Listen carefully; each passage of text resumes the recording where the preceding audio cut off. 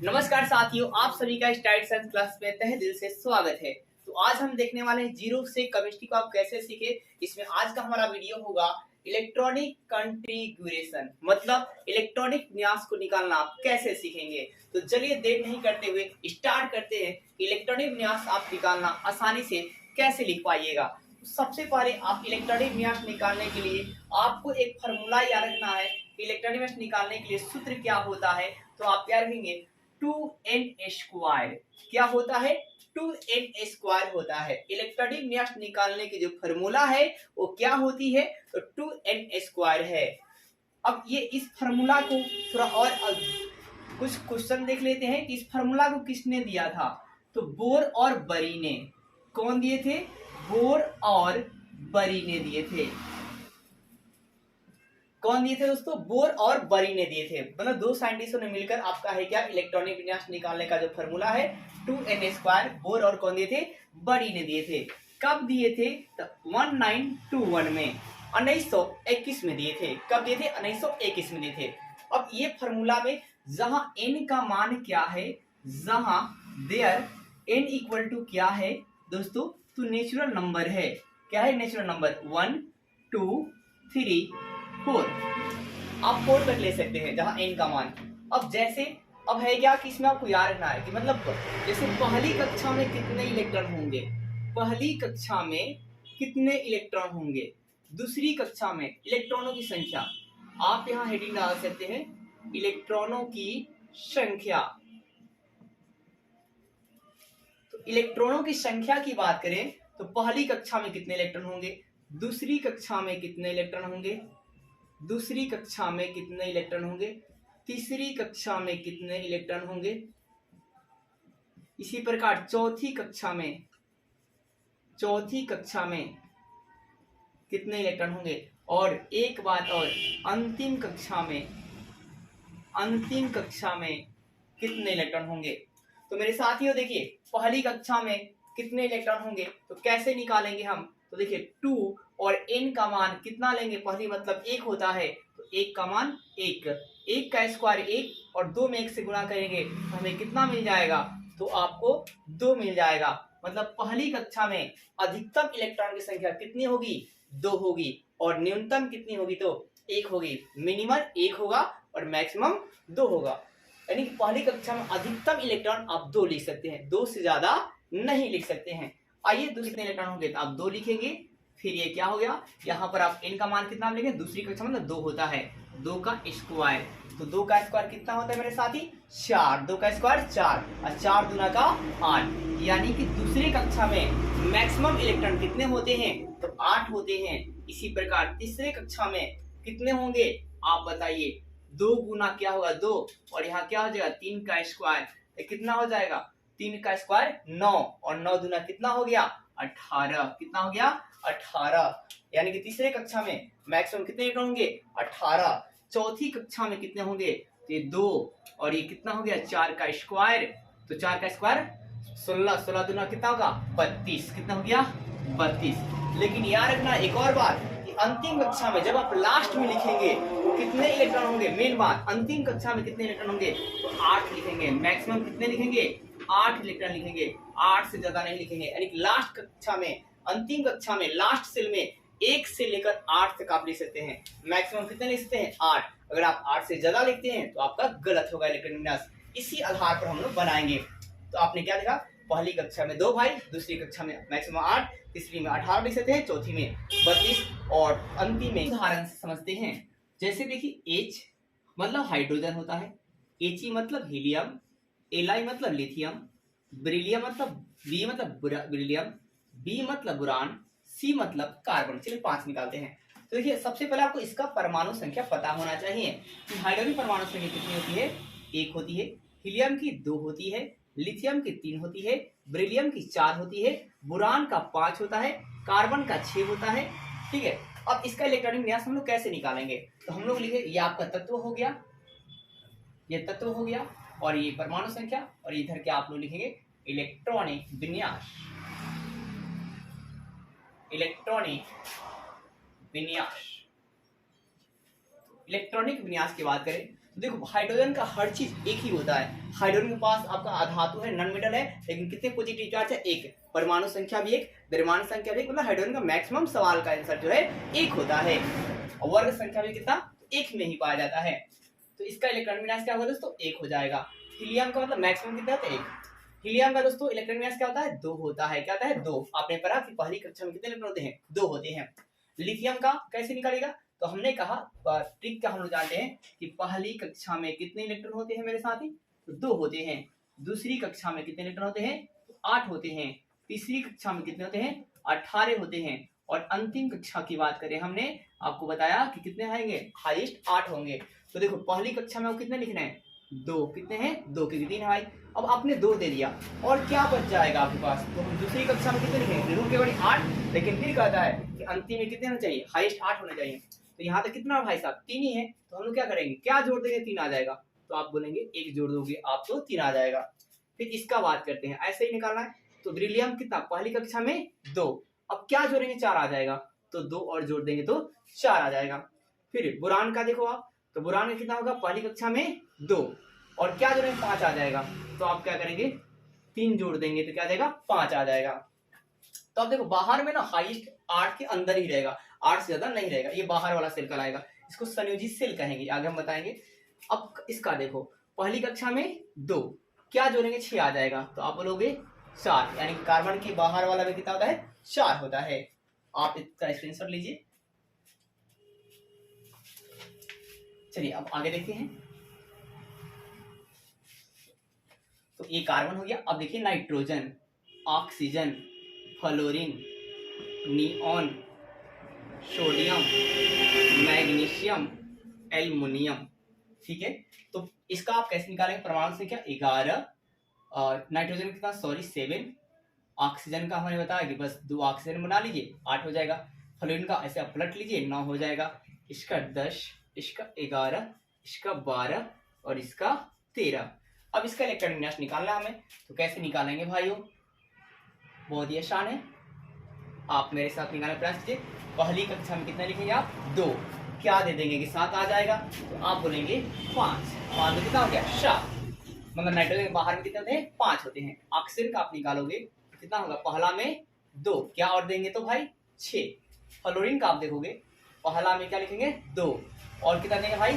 7, मतलब बाहर में कितना आ गया? 7। फिर आप नियॉन का देखो, तो ये पहला में 2, अब क्या देंगे दोस्तों? तो 8, क्या हो गया? 2 8। अब रूल भी देखो, पहली कक्षा में 2, दूसरी कक्षा में 8, सेट भी करने जा रहा है। अब आगे देखो सोडियम की पहली कक्षा में 2, दूसरी कक्षा में कितना हो जाएगा?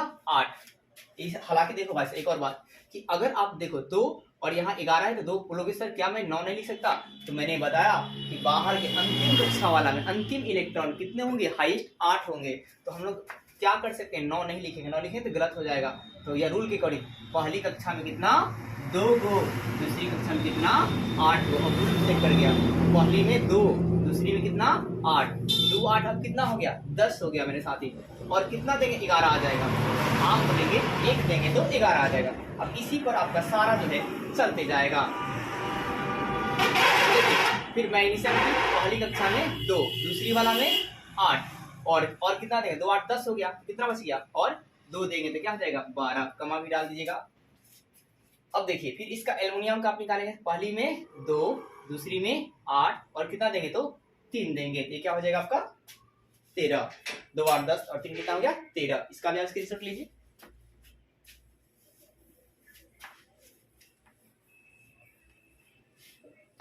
इसी प्रकार आप सिलिकॉन, फास्फोरस, सल्फर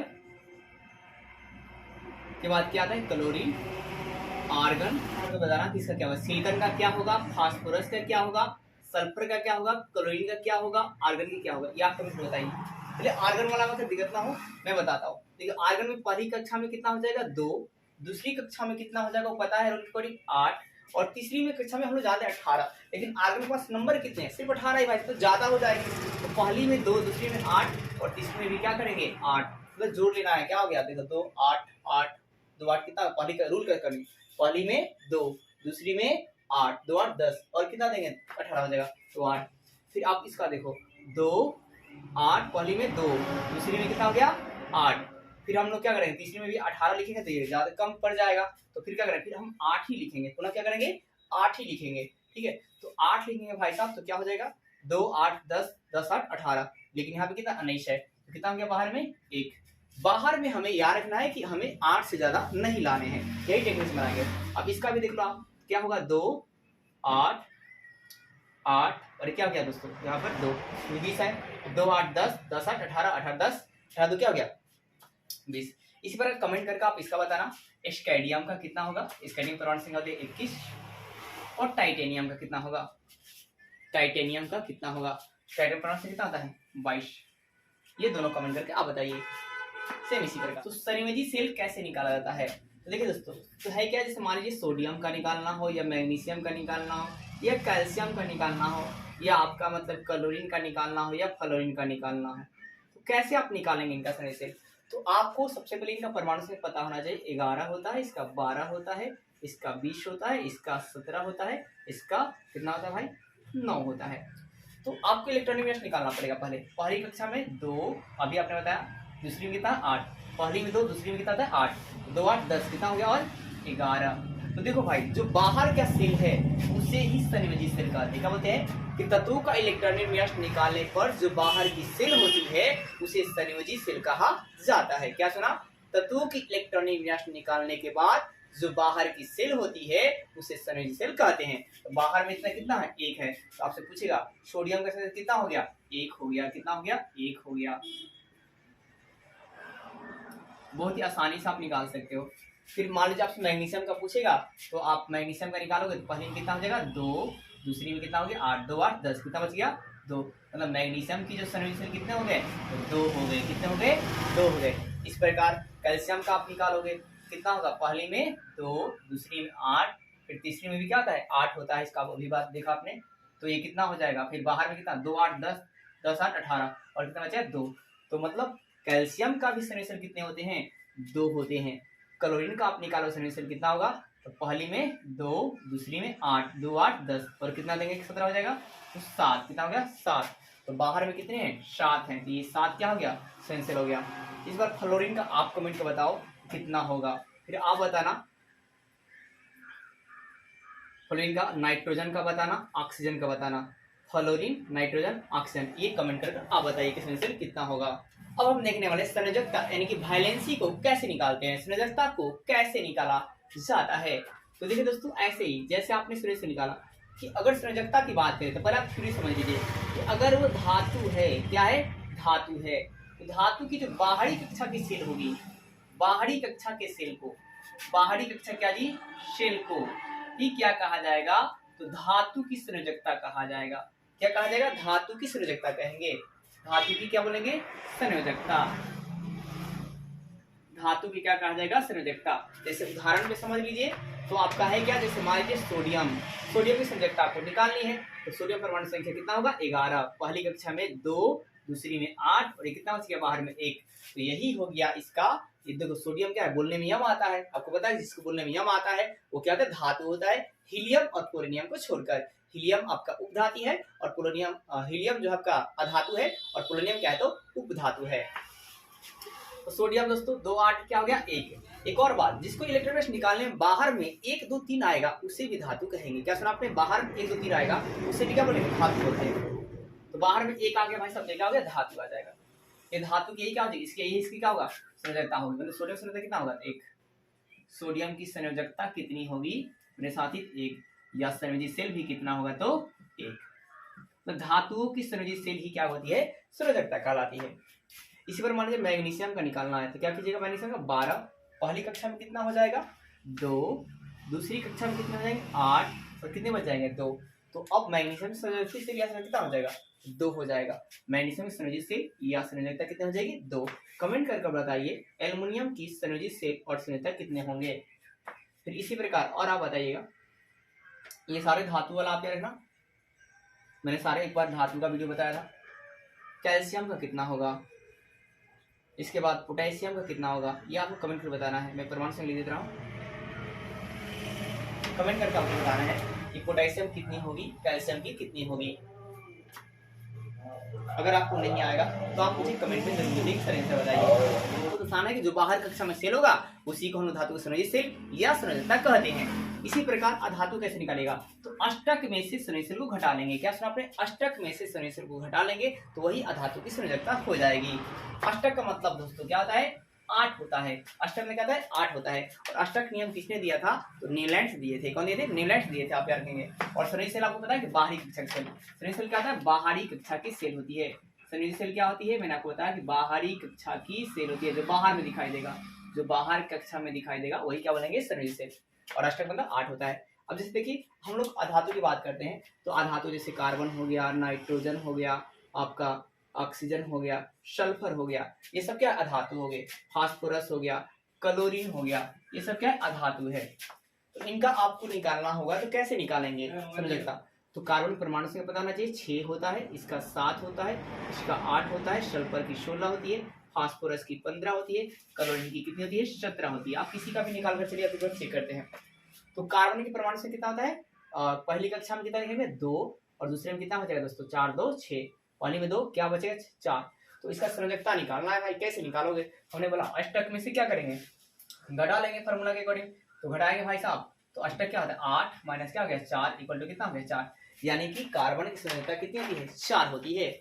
इसी प्रकार आप देखो इसका एक और, नाइट्रोजन पहली कक्षा में 2, दूसरी में कितने बच जाएंगे 5, 5 तो कितना हो गया 7 आ गया। अब इसका संयोजकता निकालना है तो आप क्या करोगे, इसका निकालना है तो हम लोग क्या करेंगे, देखो तो ये बाहर में कितना हो गया, मतलब अष्टक में से 8 और इसमें कितना घटा लेंगे 5, कितना आ गया 3, मतलब नाइट्रोजन की संयोजकता कितनी होगी 3 होगी। नाइट्रोजन पे कितना होगा तो 3 होगा। इसी प्रकार अगर आपको निकालना है ऑक्सीजन का, तो आप ऑक्सीजन पहली कक्षा में 2 और कितना लोग 8 हो जाएगा, तो 6 को देना पड़ेगा, 6 देना पड़ेगा भाई साहब। तो इसकी अगर आपको वैलेंसी निकालने हैं तो कैसे करेंगे, 8 में से घटा लेंगे 6 तो इक्वल टू कितना हो जाएगा 2, यानी कि ऑक्सीजन की वैलेंसी कितनी होती है 2 होती है।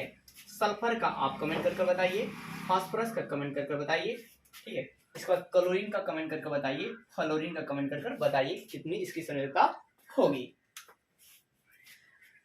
चलिए एक सल्फर आपको निकाल देते हैं, या एक और आर्गन का बताइए, आर्गन की कितनी होगी, आर्गन में धातु है दोस्तों।